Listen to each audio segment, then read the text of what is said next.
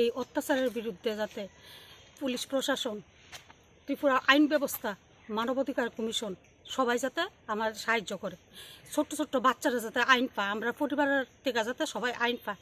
ওকে নির্মমভাবে হত্যা করছে ওর হাজব্যান্ড আর শ্বশুরবাড়ির লোক মিল্লা। আমরা পুলিশের থেকে কোনো সহায়তা পাইতেছি না। আমরা নিরুপায় আজকে মানবাধিকার কমিশনের কাছে আইছি। আমি ত্রিপুরার বিচার ব্যবস্থার কাছে, ত্রিপুরার মুখ্যমন্ত্রীর কাছে, ত্রিপুরার জনগণের কাছে আর ত্রিপুরার সব মানুষের কাছে আমার বোনের বিচার চাই।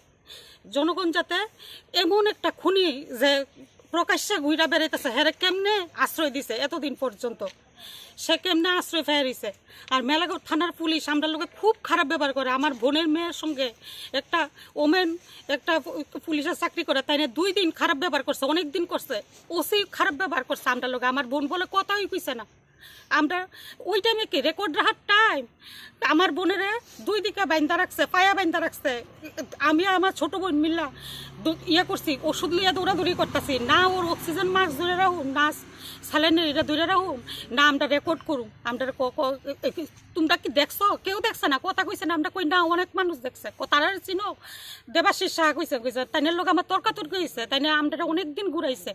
আমরা এই ফরেন্সিক টিম আইব, অক্ষণে আইব, রাত্রে 2টা পর্যন্ত আইব। কতদিন গেছি, 20 তারিখ, 21 তারিখ, 25 তারিখ, 26 তারিখ, অনেক মানে হিসাব নাই, বেহিসাব।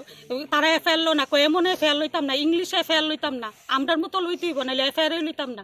জোর করে তারা আমরা, আচ্ছা যাই হোক, তারা এফআইআর কইছে আমরার মতো কইলে এফআইআর লেখা হইব, রাহুম নাইলে রাখতাম না। এরপরে একটা দোকানে গিয়েছিল, তারা এফআইআর লেখছে, কয়া দিছে। আবার হাসা মনে হইতেছে যেমন আপনারা সামনে তারা ঘটনাটি দেখছেন।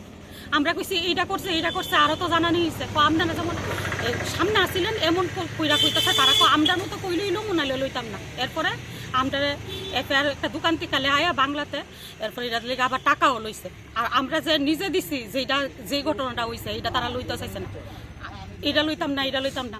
আমি ত্রিপুরার আইন ব্যবস্থার কাছে বিচার চাই, তাই না যাতে আমার বোনের যে এমন মৃত্যুদণ্ড দিছে, এমন মৃত্যু নির্ধারণ করছে ইচ্ছাকৃতভাবে, ঠাকুরের বিরুদ্ধে গিয়া তারা আমার বোনের মৃত্যু দিছে, এইটার যাতে বিচার দেয়। বাচ্চা দিয়ে আমার বোনের ছেলেটার সারা রাত্র মারে খুঁজে, মেয়েটা খুঁজে, হেরা খুব মেয়েটা এতদিন ধরে হয়ে গেছে।